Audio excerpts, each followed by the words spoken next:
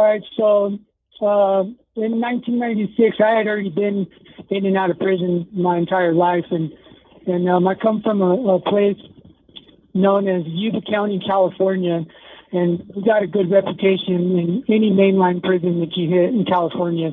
Everybody knows us, and they know the type of people that comes from there.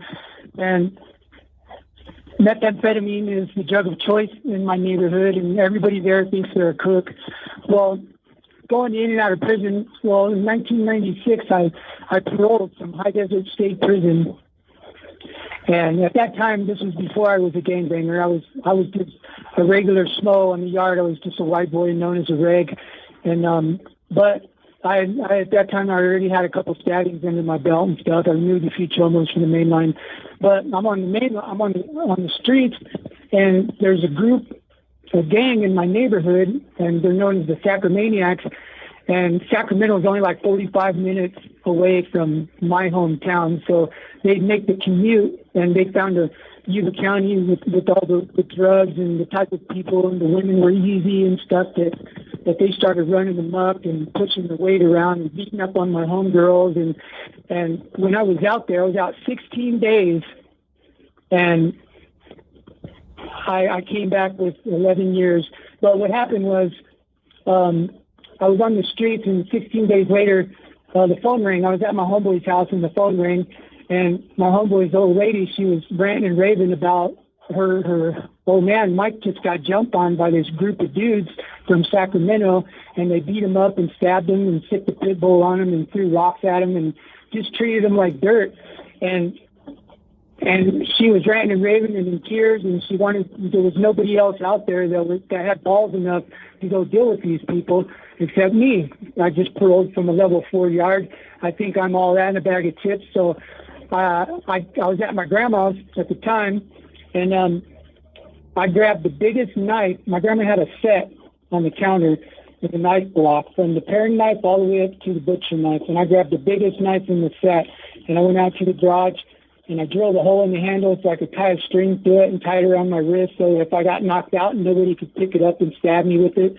And I covered the blade in black tape because it was just a big old chrome thing. And I had a Pendleton on, and I slid it up the sleeve of my Pendleton, and I walked over about 10 city blocks to this trailer court where these people were at. And there was two groups of people in the trailer court. There was my hometown people, and then there was these Sacramaniacs, and there was about 15 deep. And they were way in the back of the trailer court in one single trailer. I guess they had a sister that had a trailer in this trailer court at the time. Well, I find out where they're at and what's going on and everything. And I did me a big old shot of methamphetamine to put me in the mood. And at that time, I already knew what I was going to do. I was going to try to kill somebody because they treated my homeboy like shit. And I had already made up my mind. I'm going into this thing to commit murder.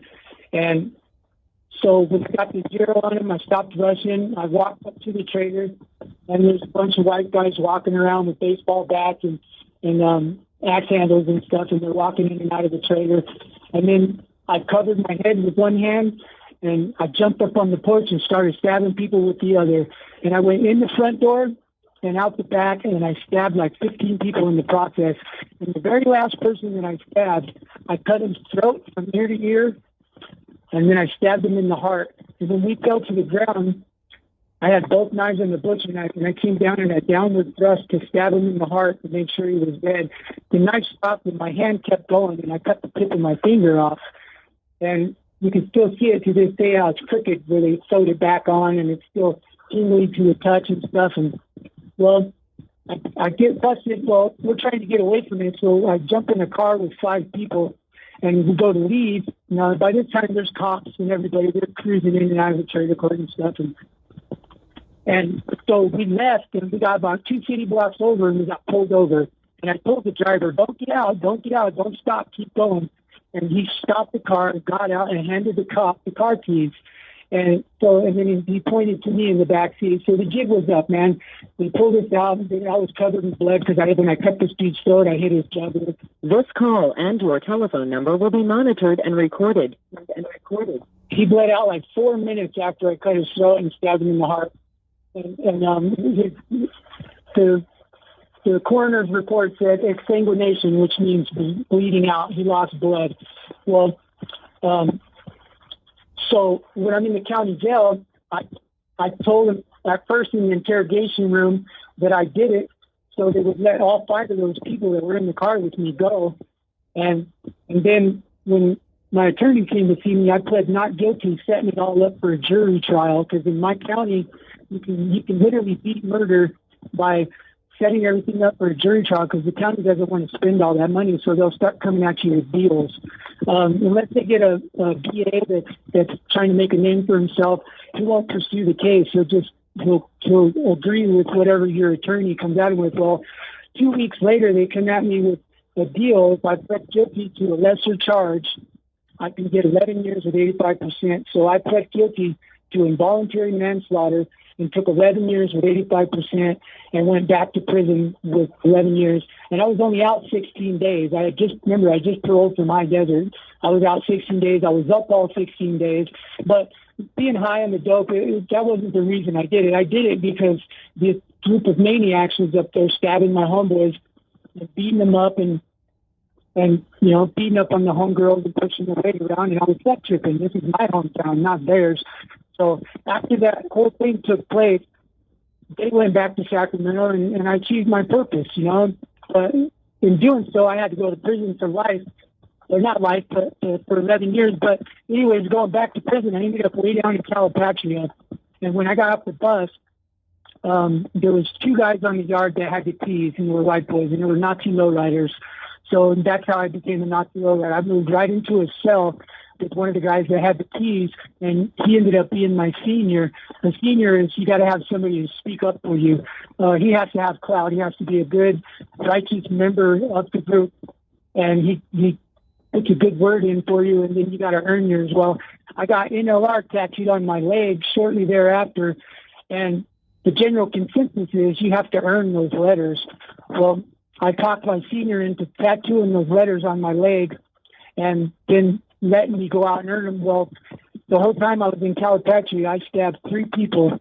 One was a child molester. One was just a regular-ass schmo who was in debt to the Mexicans. And the other guy was my cellie, who ended up getting in trouble because he thought he was Teflon Don. He rode a kite to one of the shot callers and signed off La Casa Nostra, and he wasn't none of that. So they put him in the hat, and he was in my cell, and there was a cell in my hands to stab him. So I used that opportunity to get all 3 of my letters. Well, I did 12 and a half years as a validated gang member, and I did 2 15-month shoes down in Calipatria on my way to Pelican Bay Shoe. I went to Pelican Bay Shoe with this voluntary manslaughter, and being up there, being in prison for murder, that tells everybody that needs to know that you have what it takes to kill somebody, So they like that. They respect that. People treat you different. You got clout, they would treat you with more respect. And so when I landed up at Pelican Bay Shoe, I'm around all the Aryan Brotherhoods and all the high-powered Nazi lowriders and stuff, but up there, they're all killing their cellies. And I didn't want to have to kill my cellie, but I knew that eventually they would come at me with telling me to kill my cellie, and then I would have to refuse them. But that's what happened. I got a cellie up there, and they told me they wanted me to kill him, and I told them no. So telling them no is like breaking the cardinal rule. You can't tell them no. If they tell you to do something, you got to do it. Well, I told them no, and they put me in the hat, and I locked up. I became a dropout. And here I am, sitting on the FNY yard telling you my story. So the time when I killed the Sacramaniac. But the Sacramaniacs were the big prison gang, or they were a big gang in Sacramento at the time. I don't think there was any other gangs out there that were as big as them. They had a lot of clout, but they were like a low-budget biker type of gang. They all had one signature. They had their foreheads blasted with ink, and they had long hair, and that's how you could tell a Sacramaniac. Well, the dudes that I stabbed on the streets all fit that profile. And so I did all that time, and I got out. Well, turns out the guy that I killed, his nephew, created a skinhead clique in my neighborhood and made threats toward my life. So now that I'm out there, I got to look over my shoulders because retaliation is a big thing in my neighborhood. If you fuck with somebody's family and they got people that have done time and they operate by one code. They will get retaliation on you. So I wasn't going to get caught slipping. So I would get high and I wouldn't hang out with nobody. And I couldn't even trust my dumbass old lady because she hung out with all the wrong people, man. Anybody that looked like me with a bald head, with tattoos and a goatee, I couldn't trust. If they come in the door, I would leave because I wasn't going to get caught slipping because of this sacromaniac that I killed back in the days. So anyways, I became a paranoid schizophrenic because of that murder, and I'm suffering because of it. I probably will be for the rest of my life, but it's a thing in the distant past now, but there's not a day that goes by that I don't think about it.